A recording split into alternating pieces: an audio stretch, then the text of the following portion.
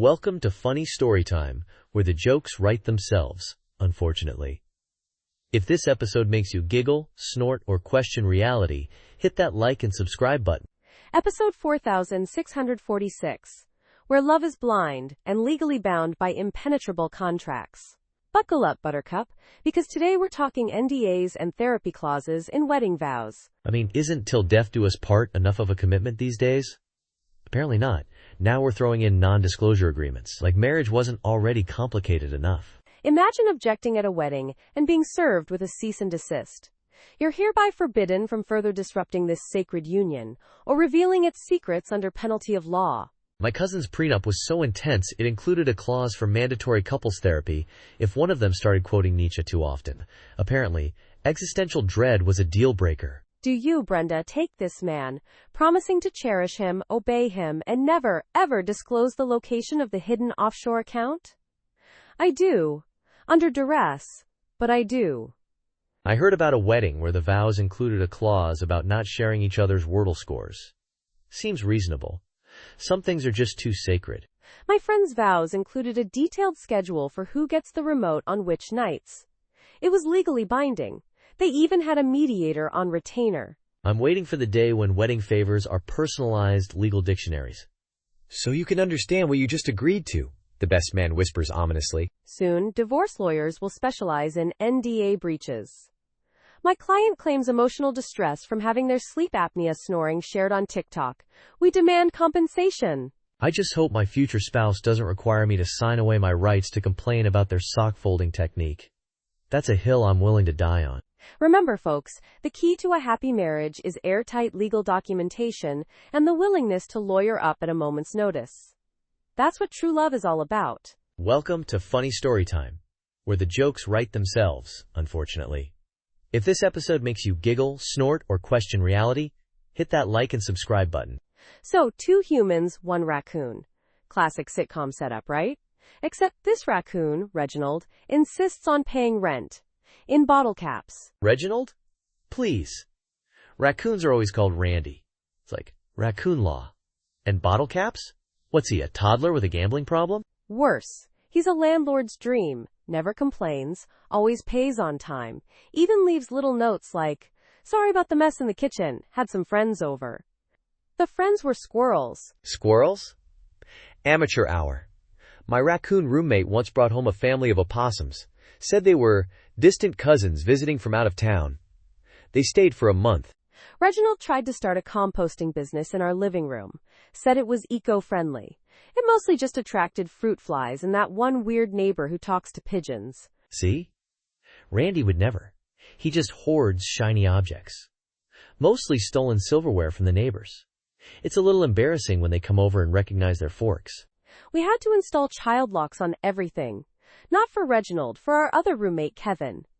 He kept trying to eat Reginald's bottle cap stash, claimed they were minty. Kevin sounds like he needs professional help. Or maybe he's just really committed to that minty, fresh breath. Reginald started charging Kevin rent in shiny buttons, which Kevin also tried to eat. It's a vicious cycle. I think we've officially reached peak absurdity. I need a nap. Don't forget to set an alarm. Reginald has movie night planned. It's over the hedge, and he's expecting everyone to bring snacks. Oh, this I gotta see. Is Randy invited? Only if he brings the good silverware. So the customer service agent started crying? Over what? A faulty toaster? I've been there.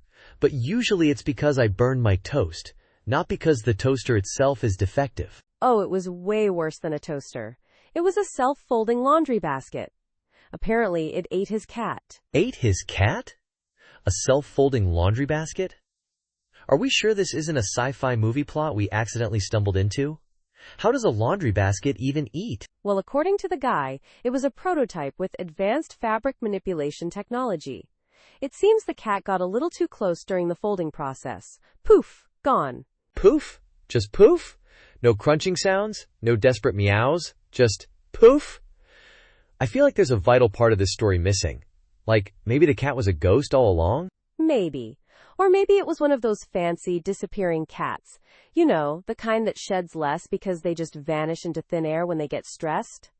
Evolution, baby. Disappearing cats. That's a market I didn't know existed. I'm picturing an infomercial now. Tired of cat hair?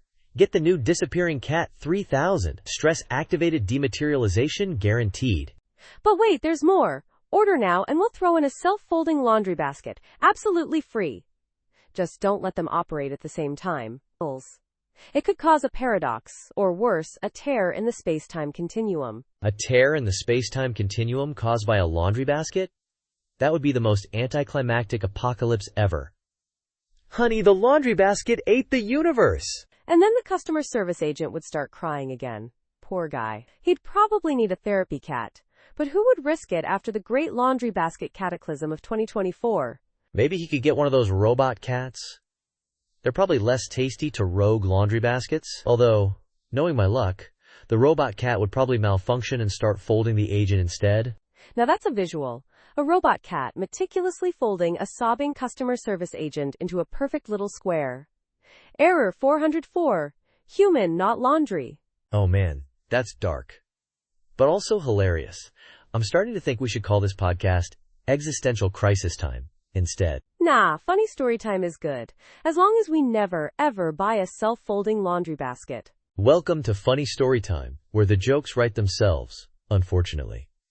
If this episode makes you giggle, snort, or question reality, hit that like and subscribe button. So they replaced the fire drill alarm with elevator music. Honestly, at this point, I wouldn't be surprised if they replaced the fire extinguishers with squirt guns filled with mayonnaise. Mayonnaise? At least it's flame retardant. Probably. Imagine the chaos, though, everyone slipping and sliding on mayo during a fire drill. It'd be like a bizarre, condiment-based slip and slide to safety. Survival of the greasiest, I guess. I can just picture it now. Smooth jazz playing, as people calmly waltzing out of the burning building, covered in mayonnaise. And the firemen just standing there, hoses in hand, completely bewildered. Is this a cookout? They'd probably try to put out the fire with more mayonnaise.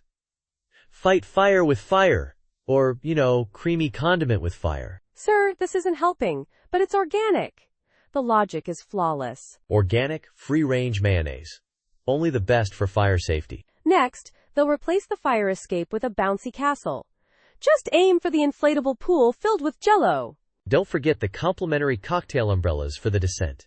Safety first, but style always follows. This building sounds like my kind of place. Where do I sign up? Just follow the soothing sounds of Kenny G and the aroma of Miracle Whip.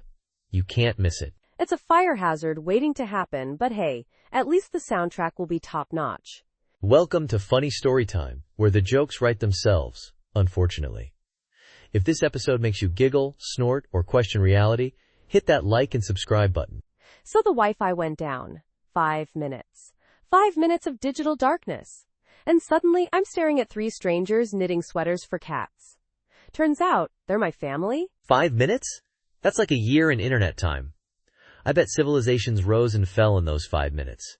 Did you at least try to restart the router? Or did you just accept your fate as a cat sweater enthusiast? Restart the router? I was too busy learning about Deborah's competitive ferret grooming career.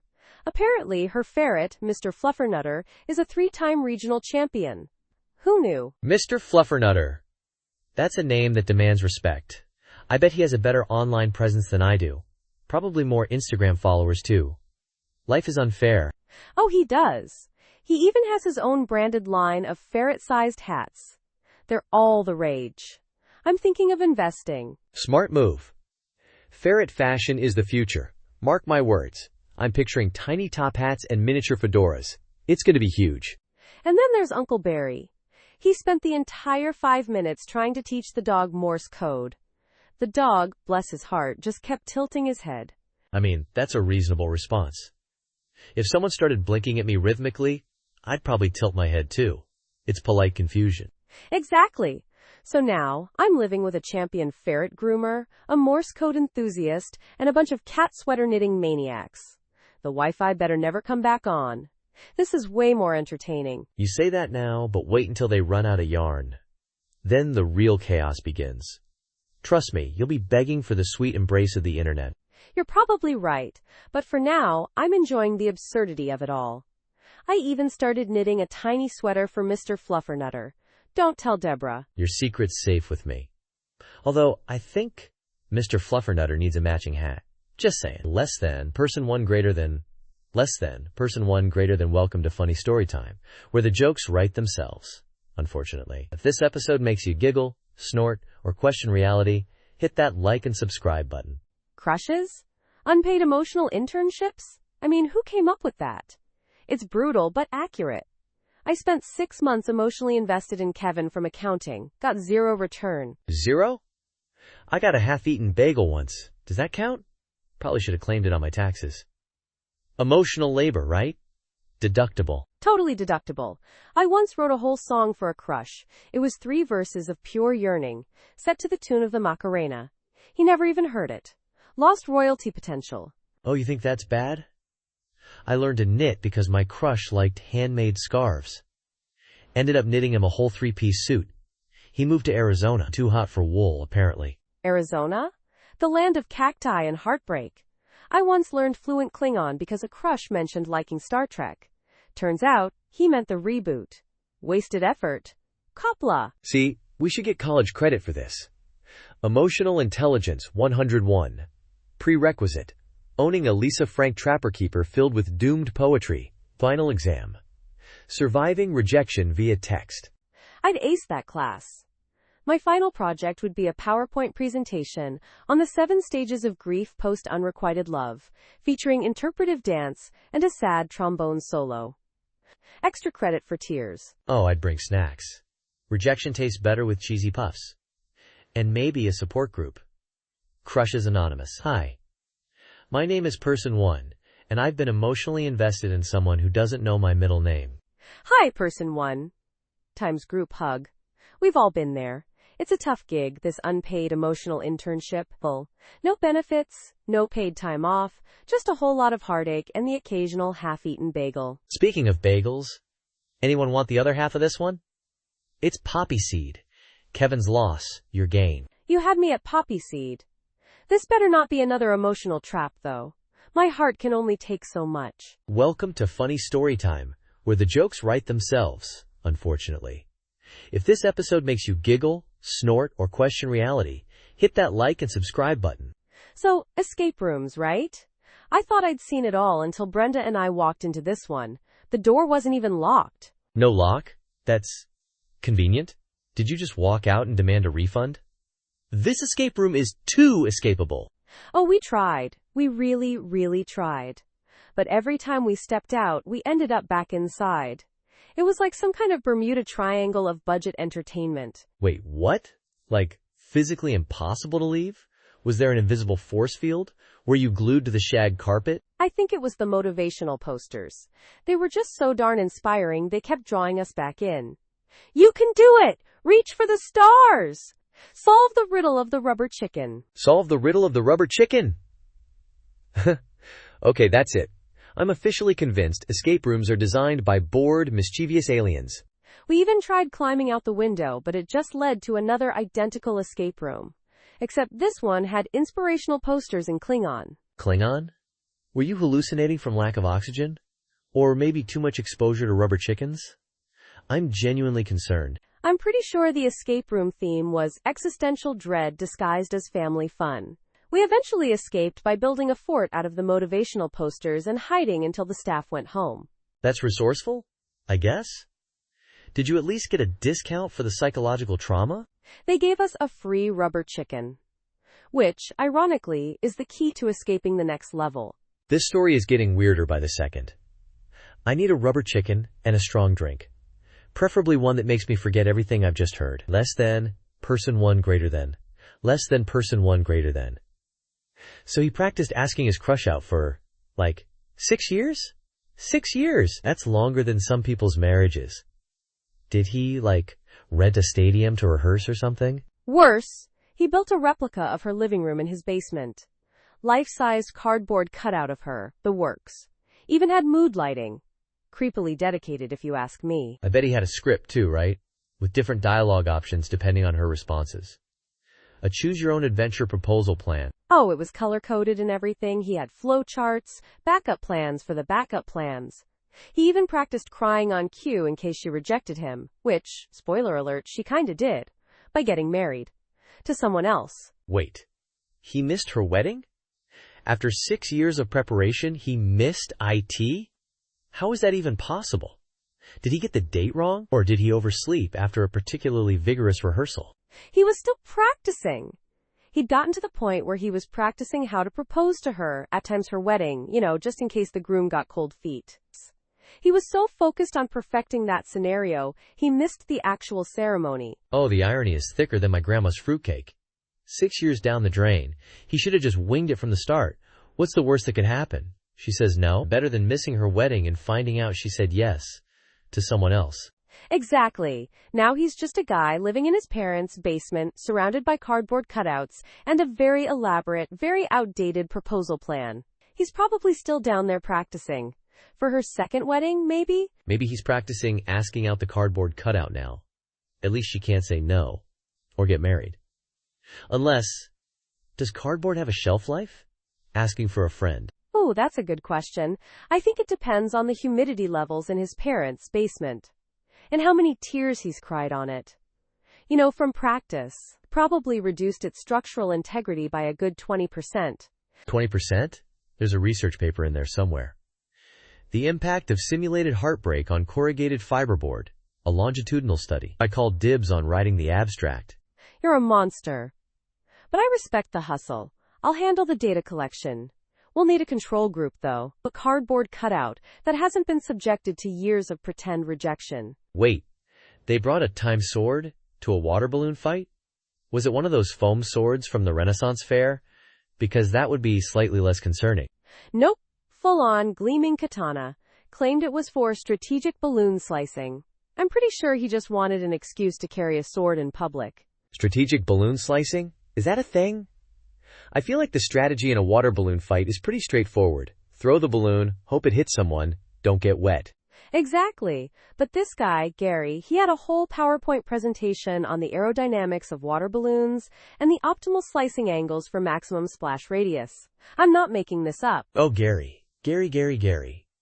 I bet he also has strong opinions about the proper way to load a dishwasher and color codes his socks. Am I right? You're disturbingly accurate. He once spent a full hour explaining to me the benefits of alphabetizing spices. I just wanted the paprika. I'm picturing him in slow motion, katana glinting in the sun, slicing a water balloon in half with laser focus. While wearing noise-canceling headphones, probably. You're not far off. He wore earplugs because the sound of popping balloons disrupted his chi. Honestly, getting splashed was less painful. Did he at least manage to slice any balloons mid-air? Or did he mostly just end up looking like a deranged fruit ninja? He got one single balloon. And then he tripped over the sprinkler and landed in a puddle. It was the highlight of the afternoon. Poetic justice. I hope someone got it on video. That's internet gold right there. I'd pay to see that. Oh, it's online. It's got like 2 million views. He's calling himself the Samurai Splash. He's selling t-shirts now. No way. Seriously? I need to see this. Send me the link. Maybe I'll start selling I Survived Gary's Water Balloon Massacre shirts. Already ahead of you. Designed them last week. We're splitting the profits 50-50, right? Deal. Now, about that link, less than person one greater than, welcome to Funny Story Time, where the jokes write themselves, unfortunately. If this episode makes you giggle, snort, or question reality, hit that like and subscribe button. 5 missed flights? That's amateur hour. I once missed 12 connecting flights trying to get to a family reunion. Ended up in Antarctica. Met a penguin who taught me origami. Antarctica? Was it at least a fun reunion with the penguins? Did they have those little shrimp cocktail things? Oh, the shrimp were exquisite. But the real highlight was the unexpected tattoo. A portrait of Aunt Mildred riding a narwhal. It's a masterpiece. Wait, the penguin gave you a tattoo? Was it with, like, fish bones and squid ink? Is that even sanitary? No, not the penguin. Aunt Mildred gave me the tattoo. Apparently she'd learned from a walrus during her gap year. Long story. A walrus tattoo artist? Of course. Makes perfect sense. Now I'm just imagining a walrus with a little tattoo gun, buzzing away. He specialized in nautical-themed tramp stamps, surprisingly popular with the younger seals. It's a whole underwater scene. 5 missed flights seems almost quaint now. My travel nightmares usually just involve delayed baggage and lukewarm airplane coffee. You win. Honestly, after the third missed flight, we started a betting pool on where we'd end up.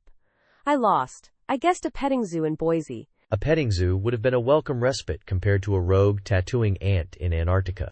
Next time, I'm driving. Welcome to Funny Story Time, where the jokes write themselves, unfortunately. If this episode makes you giggle, snort, or question reality, hit that like and subscribe button.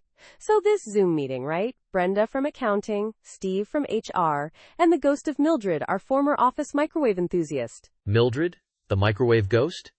Did she haunt the break room, demanding popcorn at 3 a.m.? Did she try to possess the new coffee machine? Worse.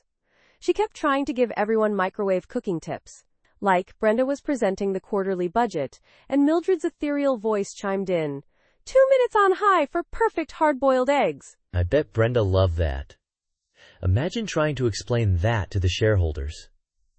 Profits are down, but our spectral microwave guru says our egg game is strong. Steve from HR almost lost it. He kept muttering about unforeseen workplace hazards and demanding hazard pay for paranormal interactions. He even tried filing a grievance against Mildred. Did he try offering her a severance package? Maybe some ectoplasmic dental?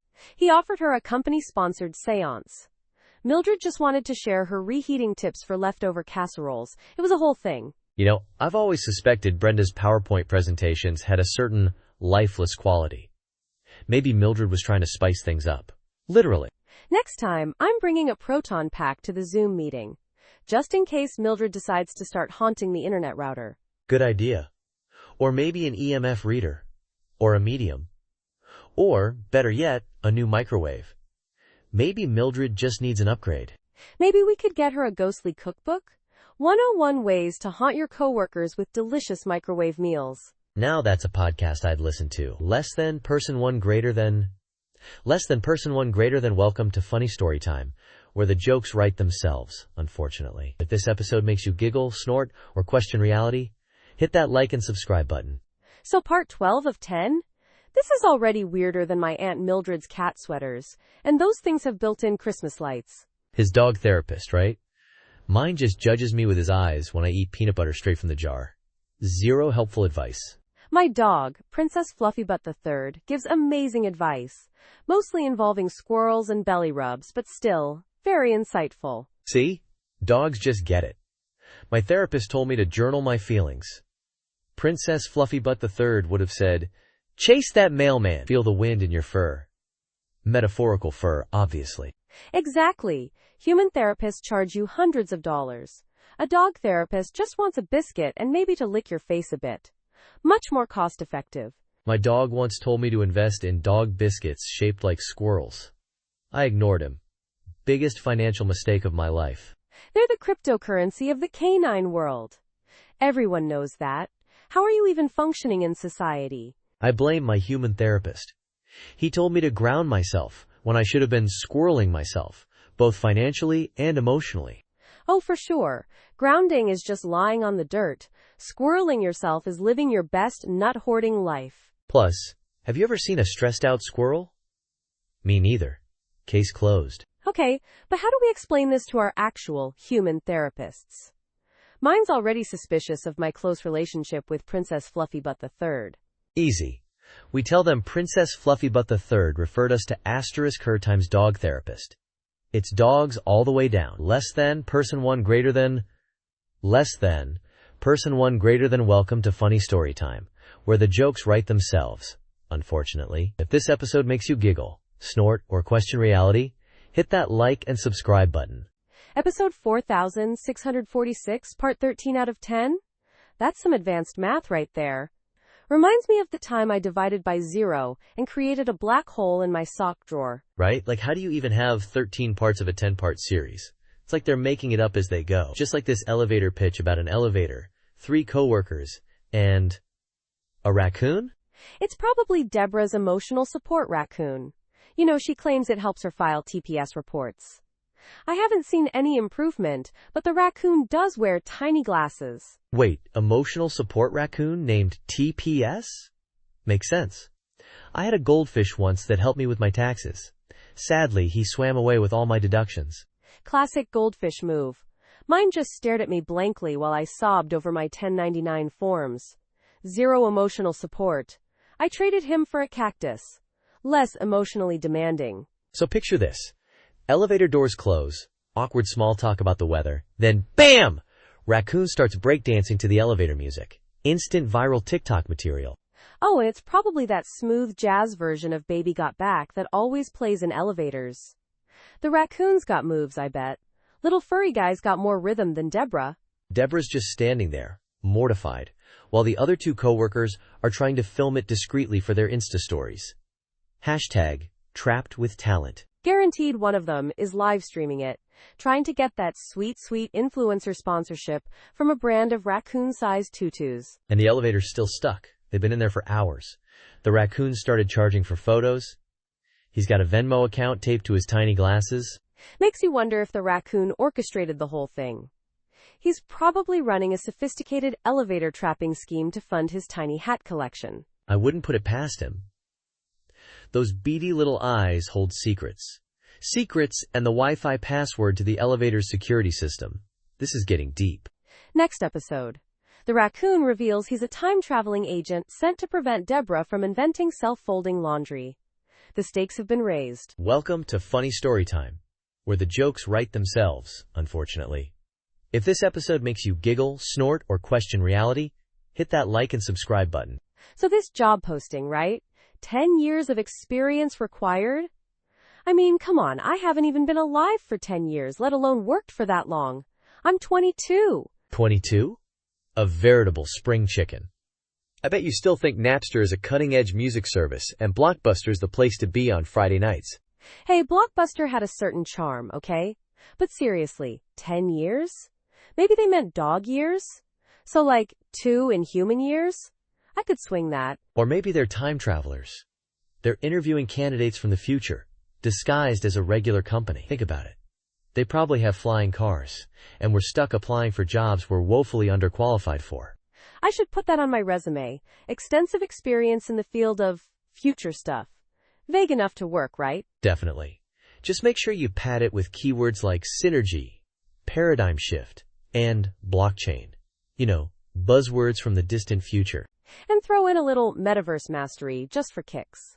Gotta stay ahead of the curve, even if the curve is a temporal anomaly. Exactly. And if they ask about your past experience, just tell them it's classified. Time travel regulations, you know. Oh, this is brilliant. I'll tell them I spearheaded the development of self-folding laundry technology in 2042. That's gotta be worth at least 5 years of experience, right? Easily 5. I mean, think of the sock matching algorithms alone. That's doctoral level stuff. Plus, I single-handedly averted the great sock apocalypse of 47. Don't ask me how. Classified, remember? A true hero of our time. Or rather, a future time. You're gonna ace this interview. Just don't accidentally reveal the winning lottery numbers for next week. That would be a paradox. Don't worry, I've got this. Now, where did I put my time-traveling resume? Welcome to Funny Story Time, where the jokes write themselves, unfortunately. If this episode makes you giggle, snort, or question reality, hit that like and subscribe button. Part 15 of 10? 5,000 words? This garage sale better have some seriously cursed lemonade to justify this length. And a cursed mirror? Sign me up. Right? Like, who numbered these parts? A drunk mathematician? Anyway, so Brenda finds this mirror, antique looking, kinda dusty, only $5. $5 for a cursed mirror? That's a steal. I once paid $50 for a regular mirror that just made me look tired. This Brenda character sounds like a savvy shopper. Oh, she thought so too. Until she looked in it. Turns out, the mirror showed your future, but only the embarrassing bits. Like, tripping over a cat while carrying a cake. Classic. That's not cursed, that's just Tuesday. I tripped over a Roomba while carrying a plate of nachos once. The Roomba then proceeded to smear cheese dip all over the wall. It was a masterpiece of misfortune. Okay, but what if the mirror showed you? Like, winning a hot dog eating contest, but then immediately throwing up on the mayor. Finally, a worthy curse. I'd buy that mirror in a heartbeat. Imagine the blackmail material. Fund my interpretive dance project or the footage goes viral, Mr. Mayor. Brenda didn't see it that way. She tried to return the mirror. Claimed it was defective. The garage sale guy just shrugged and said, "All sales are final, especially for prophecies of public regurgitation." That garage sale guy sounds like he knows his cursed merchandise. I bet he also sells slightly sentient spatulas and self-folding laundry that judges your fashion choices. Brenda ended up selling the mirror online. Listed it as slightly used future revealing mirror, may cause mild social discomfort. Mild social discomfort? That's an understatement. I bet the next owner saw themselves accepting an award while wearing mismatched shoes and a bathrobe. The horror! Worse, they saw themselves becoming a meme. Specifically, the distracted boyfriend meme, but with the boyfriend looking at the mirror instead of the other girl. Meta. I love it. This mirror needs its own spin-off series. We can call it Reflections of Regret. I'd watch that. Especially if the mirror started showing people's browser history. Oh, the humanity. Though, I'm slightly curious about what Brenda's search history looked like after she realized the mirror's true power. Probably something like, how to unsee the future, followed by, can mirrors be exorcised? Welcome to Funny Story Time, where the jokes write themselves, unfortunately. If this episode makes you giggle, snort, or question reality, hit that like and subscribe button. So this meeting, right? It started Tuesday. It's now somehow next Thursday. I've aged visibly. I'm pretty sure I've seen civilizations rise and fall in the break room. I brought snacks for the first day. They're fossilized now. Archaeologists are studying the petrified cheese puffs, trying to understand the dietary habits of early 21st century office workers. My coffee cup has evolved sentience. It keeps asking me existential questions and judging my life choices. It's worse than my actual manager. We've entered a time warp. The agenda is on loop. We're discussing the Q3 budget for the 5th time. I think we're going to start over with the fiscal year 1998 next. I've started a small farm in the corner of the conference room. Just trying to stay productive, you know? Tomatoes are thriving, the PowerPoint presentations, not so much. Someone ordered pizza 3 days ago. It arrived, decomposed, and then reassembled itself into a new life form. We call him Doug. He sits in on the meetings now and takes better notes than Gary. Historians are writing books about this meeting. They're calling it The Great Boredom of 2024. I'm pretty sure I'm featured in Chapter 7 as the guy who kept asking about lunch. I've knitted myself a full-size tapestry depicting the key moments of the meeting. It's mostly people sleeping and Kevin from accounting crying softly. My out-of-office reply has become self-aware. It started sending motivational emails and booking me spa days. It's living its best life while I'm trapped in this endless meeting. We've developed our own language. PowerPoint now means help me, and Synergy translates to I want to go home. I've actually started to enjoy the meeting. It's become my entire life now. I think I might retire here. Just live out my days in this fluorescent lit purgatory. Welcome to Funny Story Time, where the jokes write themselves, unfortunately. If this episode makes you giggle, snort, or question reality, hit that like and subscribe button. Part 17 of 10? That's some advanced math right there. Are we dealing with fractional parts now? Is this prank war a fractal? I think it's less fractal, more like someone messed up the numbering. Probably the same genius who brought a fog machine to a prank war. Imagine, the tension is high, glitter bombs are flying, rubber chickens squawking, and then, bam! Fog rolls in. Instant rave. Not just any rave. A rave where you might trip over a whoopee cushion wired to a bucket of mayonnaise. Peak prank war. Did the war just dissolve into the mist? Did everyone forget what they were doing and start doing the Macarena? According to legend, the fog was so thick, people started pranking themselves. They'd jump out and yell, "Boo!" at their own reflections in the mayonnaise. That's the most beautiful image I've ever conjured. Self-pranking. The ultimate level of enlightenment in the prank war arts. The fog machine guy, they say he just stood there, a silhouette in the mist, dispensing chaos. A true neutral prankster. I bet he had a little spray bottle of fog juice, just misting his face dramatically like a villain in a low-budget movie. Oh, absolutely. And a tiny disco ball hanging from the fog machine, just to add insult to injury. This is why we can't have nice prank wars. Someone always escalates it to existential absurdity. But hey, at least they didn't bring a flock of trained squirrels armed with tiny water pistols. That's next level. Don't even put that out into the universe. Someone's gonna try it now. And I'm pretty sure I'm allergic to squirrel-propelled water. Welcome to Funny Story Time, where the jokes write themselves, unfortunately. If this episode makes you giggle, snort, or question reality, hit that like and subscribe button. Episode 4646, Part 18 out of 10? This is going to be a wild ride. Buckle up, Buttercup, because the continuity train left the station long ago. So the barber cut more confidence than hair. This sounds deeply personal. Was it one of those barbers who gives you unsolicited life advice with each snip? Worse, this barber gave unsolicited stock tips. My guy walked in with a full head of hair and left with a buzz cut and an empty 401k.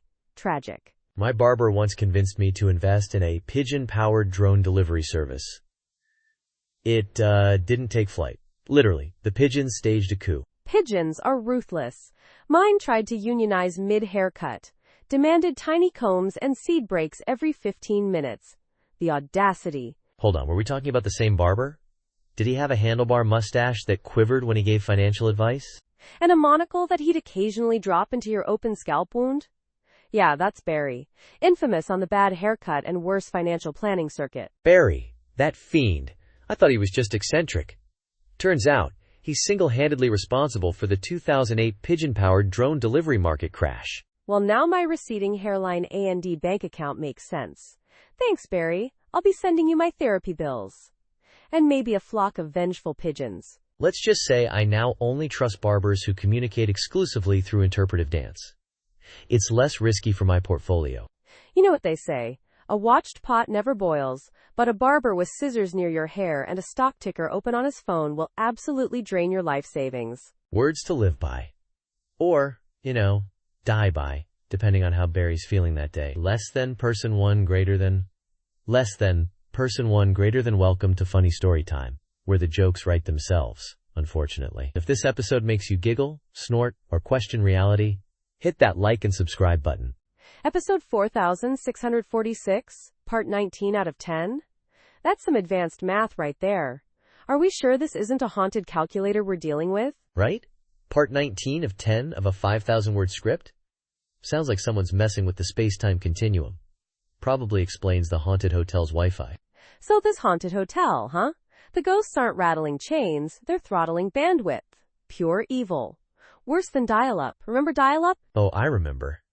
The chilling sound of 1,000 demons screeching as you tried to download a single picture of a cat. This Wi-Fi is worse. Way worse. Imagine checking into your room, all excited to stream the latest ghost hunting show, and bam! Buffering. The ultimate scare tactic. Guests are fleeing, not because of ghostly apparitions, but because they can't even load a web page to check for flights out of there. The hotel reviews are brutal.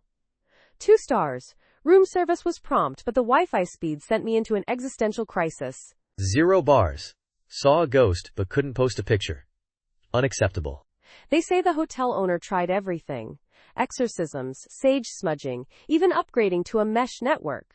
Nothing worked. Turns out, the ghost was just a disgruntled former IT guy who messed with the router settings before he passed away.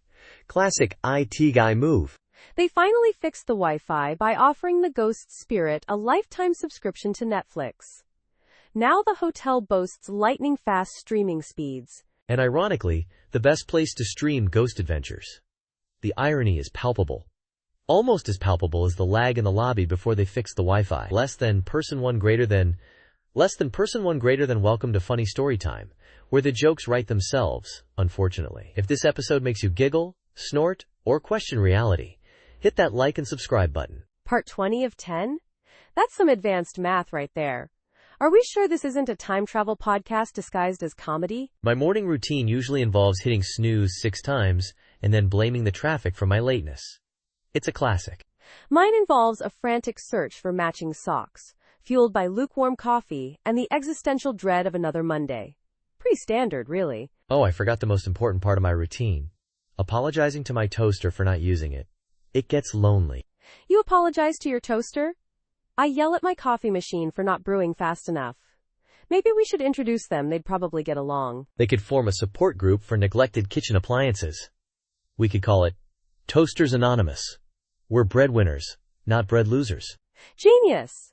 And the coffee machine can share its harrowing tales of lukewarm disappointment. It could be a real tearjerker. Or a lukewarm jerker, I guess. The toaster's origin story involves being abandoned at a yard sale and yearning for the buttery embrace of a bagel. My coffee machine claims to be a reincarnated barista who died in a tragic espresso explosion.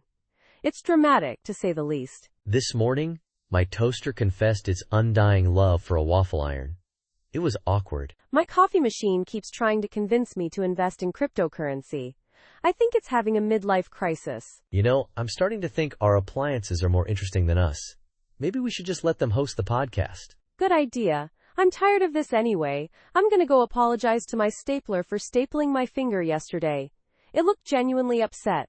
Thanks for surviving that ridiculous ride with us. Remember, laughter may not solve everything, but at least it gives your abs a workout. Until next time. Keep questioning reality, preferably out loud and in public. Bye-bye.